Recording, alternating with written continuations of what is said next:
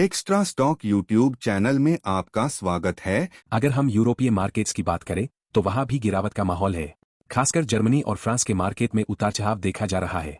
तो साफ है कि यह केवल भारत का मामला नहीं है। वैश्विक स्तर पर निवेशकों में असमंजस का माहौल बना हुआ है। इसके पीछे कई कारण हो सकते हैं, जैसे कि अमेरिका के फेडरल रिजर्व की नीति, महंगाई के बढ़ते आंकड़े और वैश्विक आपूर्ति श्रृंखला में व्यवधान। आगे बढ़ते हैं और जानते हैं कि इस गिरावट के पीछे की वजह क्या है। आर्थिक आंकड़ों के अनुसार कई प्रमुख देशों में आर्थिक विकास की गति धीमी हो गई है। इससे बाजार में निराशा का माहौल है और निवेशक सतर्कता बरत रहे हैं।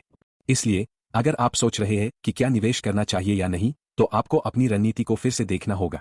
क्या आपको अपने पोर्टफोलियो में बदलाव करने की आवश्यकता है या फिर आपको धैर्य रचने की आवश्यकता है? आइए अगले हिस्से में हम चर्चा करेंगे कि क्या यह गिरावट लंबे समय तक चलेगी और निवेशकों को क्या कदम उठाने चाहिए। कृपया इस चर्चा में अपने विचार साझा करें। जब डॉलर मजबूत होता है तो इसका सीधा असर उभरती अर्थव्यवस्थाओं पर पड़ता है, जिसमें भारत भी शामिल है। निवेशक सावधानी बरतने लगते हैं और इससे बाजार में अस्थिरता बढ़ती है। अब बात करें कुछ सेक्टर्स की। भारतीय शेयर बाजार में जहां बड़े कैप्स गिर रहे हैं, वहीं मिड और स्मॉल कैप्स भी दबाव में है। खासकर जिन कंपनियों की विदेशी एक्सपोजर ज्यादा है, वे और भी प्रभावित हो रही है। इसके अलावा निर्यात पर निर्भर कंपनियों के लिए भी यह चुनौतीपूर्ण समय है। आगे चलकर अगर हम बात करें नीति निर्माताओं की, तो उन्हें भी इस स्थिति को समझने की जरूरत है। क्या उन्हें कुछ राहत देने वाली घोषणाएं करनी चाहिए? क्या ब्याज दरों में कटौती की जाएगी? ये सभी सवाल अब निवेशकों के मन में उठ रहे हैं। इसलिए आज की चर्चा का निष्कर्ष ये है कि निवेशकों को सतर्क रहना चाहिए और अपने निवेश को पुनः मूल्यांकन करना चाहिए। यदि बाजार में और गिरावट होती है तो यह एक अवसर भी हो सकता है। ऐसे समय में सही रणनीति के साथ आप अपने पोर्टफोलियो को मजबूत कर सकते हैं। आइए अगले हिस्से में हम और गहराई से जानेंगे कि वर्तमान स्थिति में किन सेक्टर्स पर ध्यान देना चाहिए और क्या निवेश के लिए सही समय है। लेकिन चाइना की चुप्पी कई सवाल खड़े कर रही है। क्या वे भी जल्द ही कुछ कठोर कदम उठाएंगे या वे बाजार में स्थिरता बनाए रखने की कोशिश करेंगे? यह देखना महत्वपूर्ण होगा। अब अगर हम भारत की बात करें तो यहाँ भी स्थिति चिंता का विषय है। जैसे कि हमने देखा, भारतीय मुद्रा भी दबाव में है। एफआईआई के लगातार निकासी से भारतीय बाजार में बिकवाली का माहौल बना हुआ है।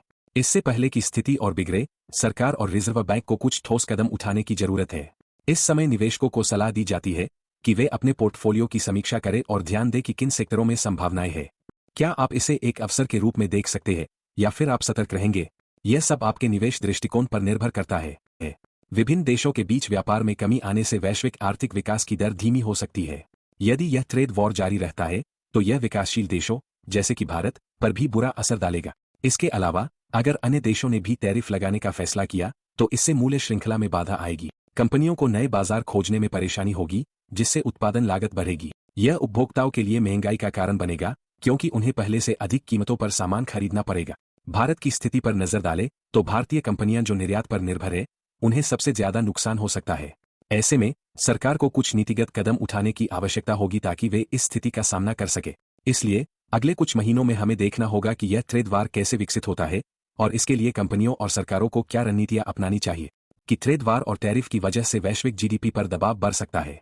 विशेषकर मेक्सिको और कनाडा जैसे देशों पर इसका प्रभाव ज्यादा होगा, क्योंकि उनकी अर्थव्यवस्था का बड़ा हिस्सा यूएस के साथ व्यापार पर निर्भर है। इसकी एक बड़ी चुनौती यह है कि जब यूएस में टैरिफ बढ़ते हैं तो इससे महंगाई बढ़ेगी और आर्थिक विकास पर नकारात्मक प्रभाव पड़ेगा। इसके परिणामस्वरूप केंद्रीय बैंकों को अपनी नीतियों पर दोबारा विचार करना पड़ सकता है, जैसे कि ब्याज दरों में बदलाव। भारत के संदर्भ में, जैसा कि आपने कहा, हमारा अर्थव्यवस्था मुख्यतः घरेलू खपत पर निर्भर है, जिससे हमें कुछ हद तक सुरक्षा मिलती है। हालांकि निर्यात में कमी और विदेशी निवेश में गिरावट से प्रभावित होना संभव है। आरबीआई की नीतियों का भी इस स्थिति पर गहरा असर होगा। अगर ब्याज दरों में कटौती होती है तो इससे रुपए की वैल्यू पर दबाव पड़ेगा और निवेशकों का ध्यान विदेशी बाजारों की ओर जा सकता है। सरकार का बजट और कैपिटल एक्सपेंडिचर में सुधार का प्रयास भी महत्वपूर्ण है। यदि सरकार उचित कदम उठाती है तो यह घरेलू अर्थव्यवस्था को मजबूत कर सकता है। अंत में वैश्विक व्यापार युद्ध का प्रभाव भारतीय अर्थव्यवस्था पर कैसे पड़ेगा, यह देखना होगा। यह स्थिति लगातार बदलती रहेगी और हमें इसके प्रति सतर्क रहना होगा। बजट में ध्यान केंद्रित करने का निर्णय, खासकर कंज्यूमर स्पेंडिंग पर, एक मल्टीप्लायर इफेक्ट उत्पन्न कर सकता है, जिससे आर्थिक गतिविधियों में वृद्धि हो सकती है।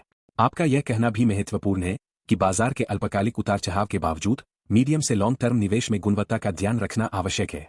निवेशकों को यह समझना चाहिए कि बाजार में अस्थिरता स्वाभाविक है और अच्छी गुणवत्ता वाले स्टॉक्स और म्यूचुअल फंड में निवेश करना दीर्घकालिक लाभ के लिए बेहतर रहेगा।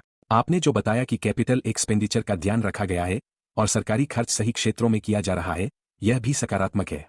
हालांकि शॉर्ट टर्म में बाजार की प्रतिक्रिया भिन्न हो सकती है, जो कि सामान्य है। फरवरी और मार्च में संभावित चुनौतियों को ध्यान में रखते हुए निवेशकों को सतर्क रहना चाहिए और सही समय पर निवेश के फैसले लेने चाहिए। कुल मिलाकर आपकी बात से सहमत होना पड़ता है कि भारतीय अर्थव्यवस्था में मौलिक रूप से मजबूत बुनियाद है और अगर हम सही तरीके से निवेश करें तो दीर्घकालिक में अच्छा लाभ प्राप्त किया जा सकता है। यह वीडियो केवल शैक्षिक उद्देश्यों के लिए है।